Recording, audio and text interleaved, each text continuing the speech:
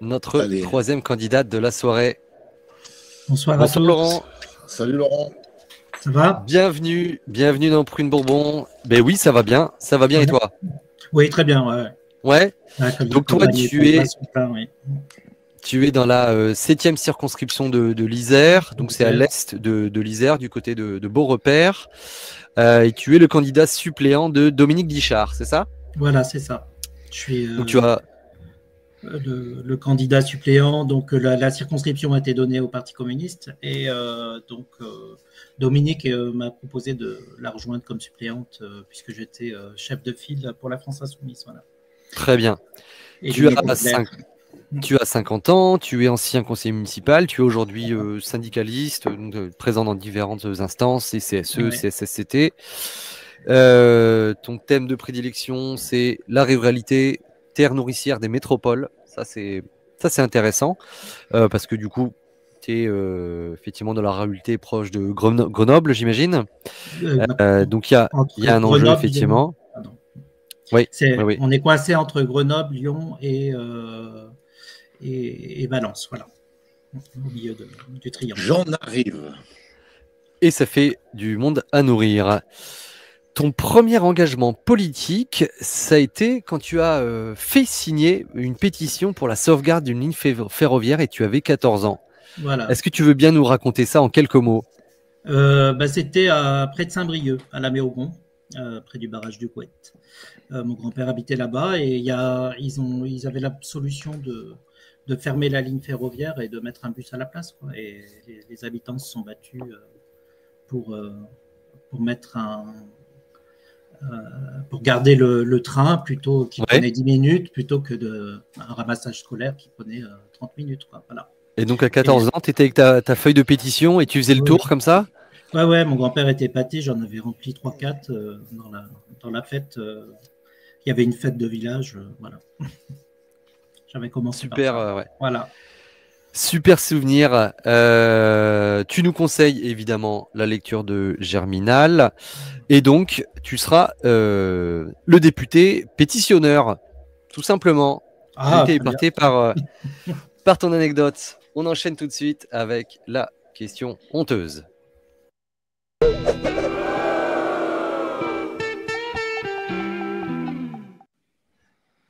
Alors Laurent, j'aimerais que tu nous racontes la dernière fois que ton maire il est venu voter à ton bureau de vote. C'était à Beaurepaire. Est-ce que tu veux bien nous raconter? Ouais, c'est en 2014. C'était la première fois que j'étais assesseur, voilà, avec une collègue communiste. J'étais sur une liste front de gauche PCF et on était à l'intérieur d'une ligne d'une liste socialiste gauche diverse, voilà. Et donc j'étais bien sur la liste avec le maire qui vient voter pour sa réélection, Philippe, hein, si tu nous entends. Et donc je tenais le carnet de signatures avec les signatures, quoi. Et le maire arrive. Et là, enfin, le maire, ta tête de liste, du coup. Oui, ma tête de liste, voilà. Et trou blanc, trou noir, quoi, plutôt. Je me souviens plus de son nom. Et tout le monde me regardait en me disant il va annoncer son nom quand même. Et je cherchais, je roulais les pages, et personne ne venait à mon aide, quoi. Et il y avait les candidats d'opposition qui étaient là, qui se disaient mais qu'est-ce qu'il fait? Aïe. Voilà. Donc la honte de ma vie, quoi, je crois, pour le bureau de vote, voilà. Bon, il a fini par tout le monde quand même.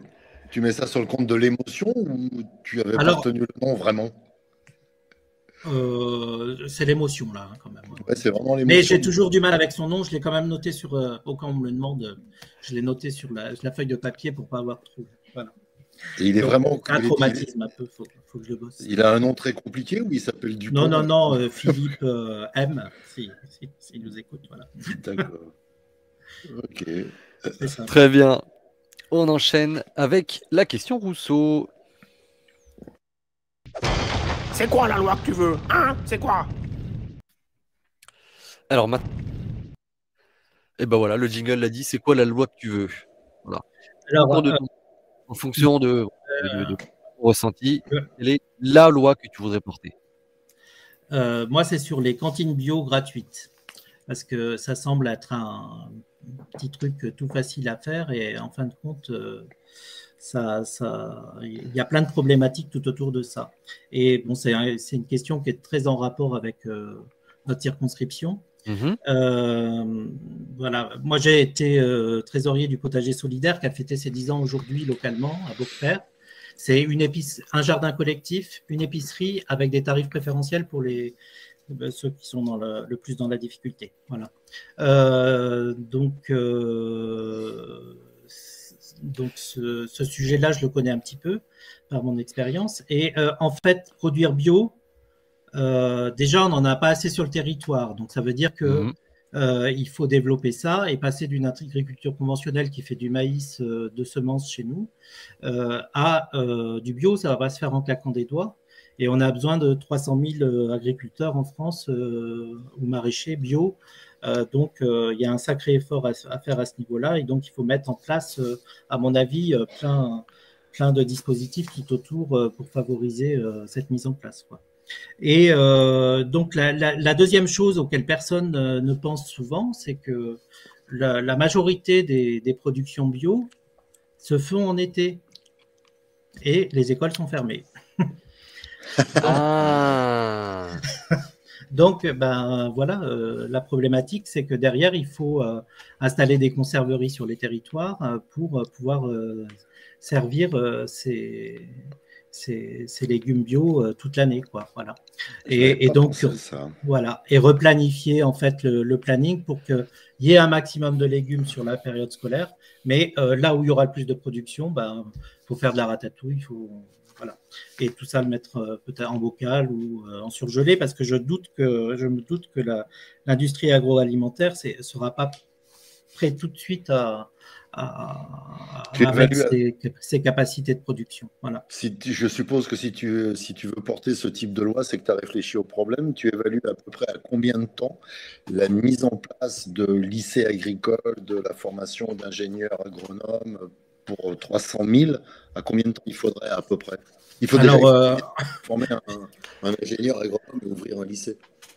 Alors, j'ai pas réfléchi à aussi macroéconomique que ça, hein, mais un ingénieur, bon, bah, c'est au moins 4 ans de toute façon, mais au-delà de ça, il faut aussi mettre en place des lois qui permettent de dire bah, soit vous passez en bio, soit on voit avec les terrains comment on fait, mais il faudra nous donner les terrains. Il y a ça à voir. Hein. Et les lycées agricoles, on en a quand même en ruralité. Nous, on en a à la Côte-Saint-André, là, à côté, et qui forment déjà quand même pas mal de monde, quoi. Voilà. Après, il y a toute la période où, avant de passer en bio, il y a une période sur laquelle on va être en mi-bio. Ouais, en mi-bio, quoi. Et donc, bah, il y a tout ce temps-là, quoi. Donc, c'est vraiment pas un claquement de doigts, hein, cette chose-là, quoi. Voilà. Et, intéressant. Ouais, c'est vraiment à développer. Ouais. Et puis, on pense souvent aux légumes, mais il y a aussi les fruits. Et les fruits, on peut faire plus simple avec des zones. Il y a des gens qui proposent des terrains pour qu'on plante des arbres. Nous, on était une grande zone de production de fruits, pêche, abricots, les poires. Voilà. Les poires, donc on peut faire concurrence à la prune, hein, chez nous. On a de la très bonne. Voilà. Arrête, tu vas. La poire, non, dis rien. Voilà. Dis rien, surtout Ludo, il serait capable de débarquer rien que pour ça. Malheureusement, nos producteurs partent peu à peu en retraite et c'est vraiment dommage, quoi. Voilà. Mais on a été encore une des rares régions à produire la poire fruit pour mettre dans la bouteille, directement dans la bouteille, sans collage. Voilà. Et il y a 4 ans, ils ont fermé il y a toujours le champ de poirier, mais voilà. C'était un champ de poirier avec du verre dessus. C'était original. Voilà. On enchaîne avec la question prune.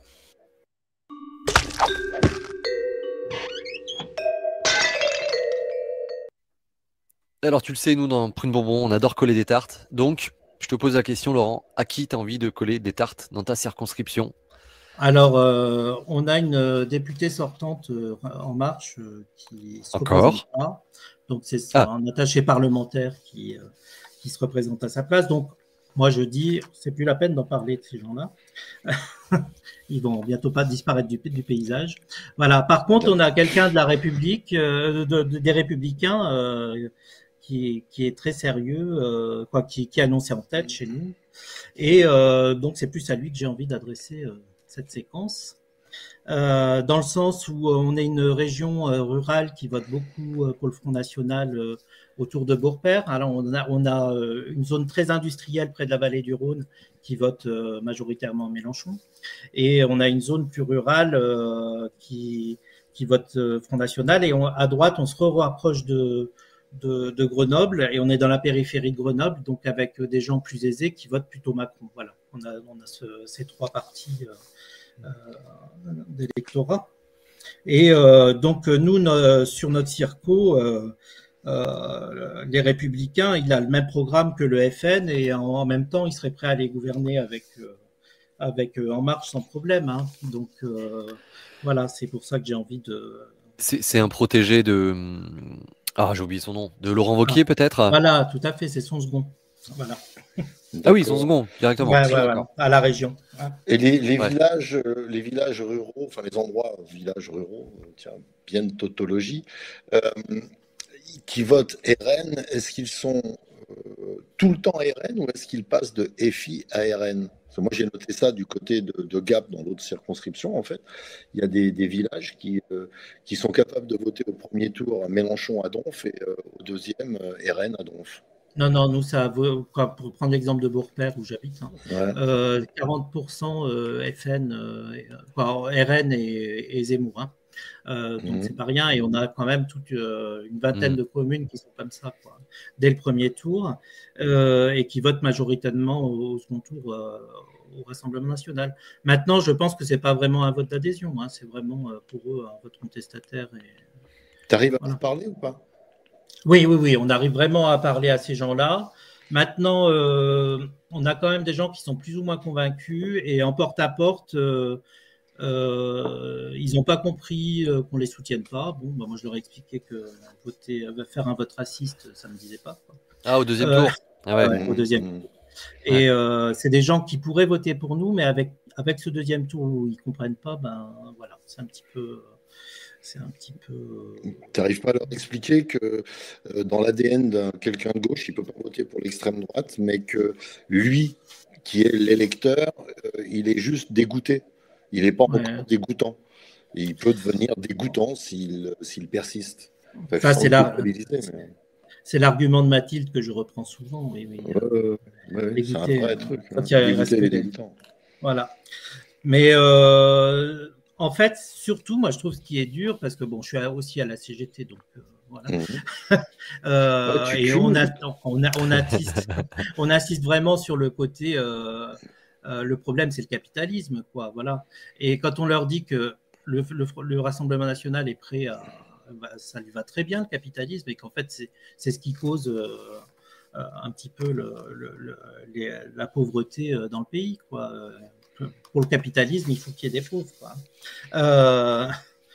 Donc, et ça, ils arrivent. C'est là, moi, je trouve, où dans le porte-à-porte, on a du mal à leur faire comprendre, quoi. Voilà. Maintenant, bon, moi, j'essaie d'être très respectueux avec ces personnes-là, parce que je pense qu'on a un travail à faire hors élection là-dessus. Voilà. D'accord. Voilà. Et on enchaîne avec la question Bourbon.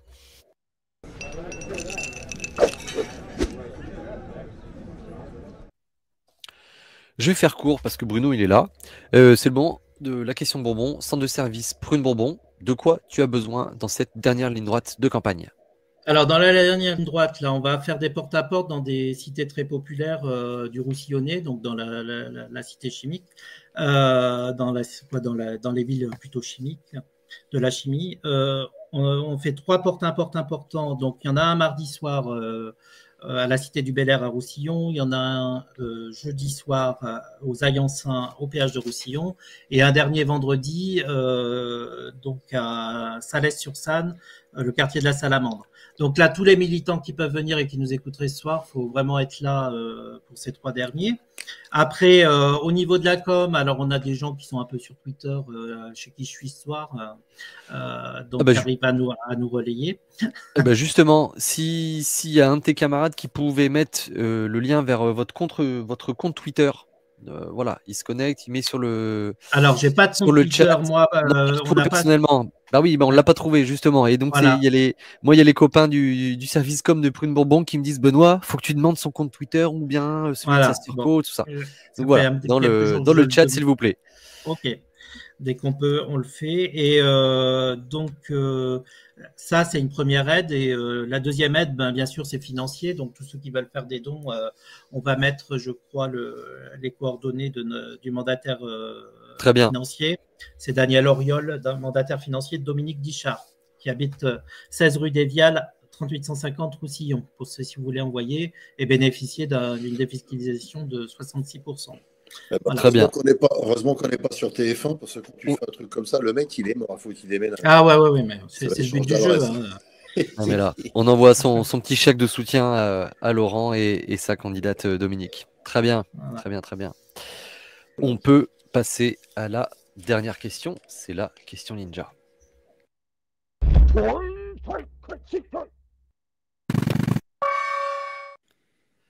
Alors, c'est quoi, toi, Laurent, ta technique de ninja pour convaincre?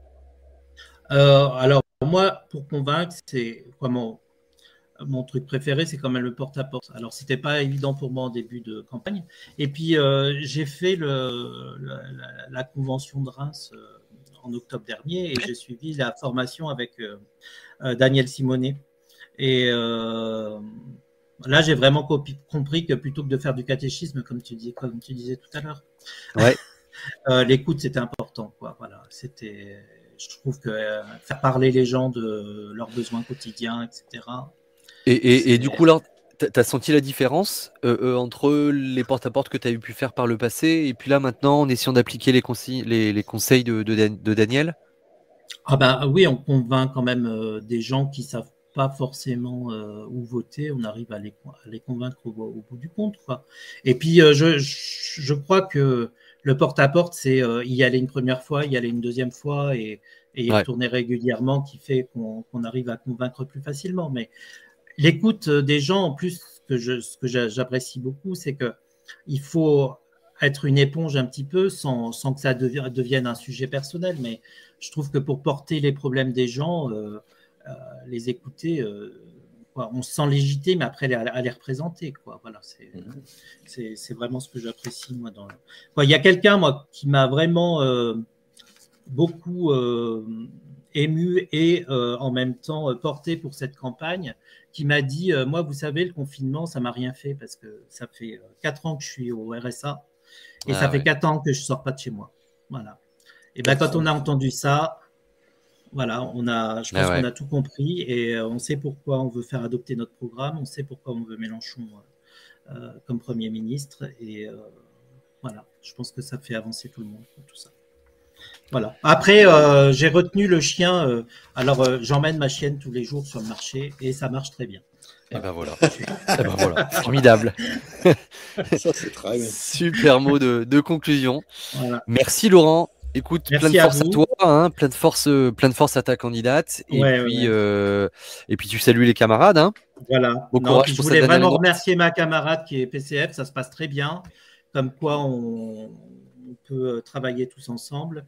Et donc, c'est pour dire à tous, je pense que ceux qui étaient Union Populaire déjà ressentent peut-être pas autant que nous ce qu'on peut recevoir, ce travail commun qui est vraiment fait en ce moment et qui est vraiment très appréciable.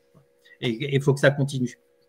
Il faut qu'on gagne aussi les élections locales après. Voilà. Yes, la première étape d'abord, c'est le 12 et le 19 juin. Merci Laurent. Allez, merci bonne soirée à toi. Bonne soirée. À bientôt. Ciao.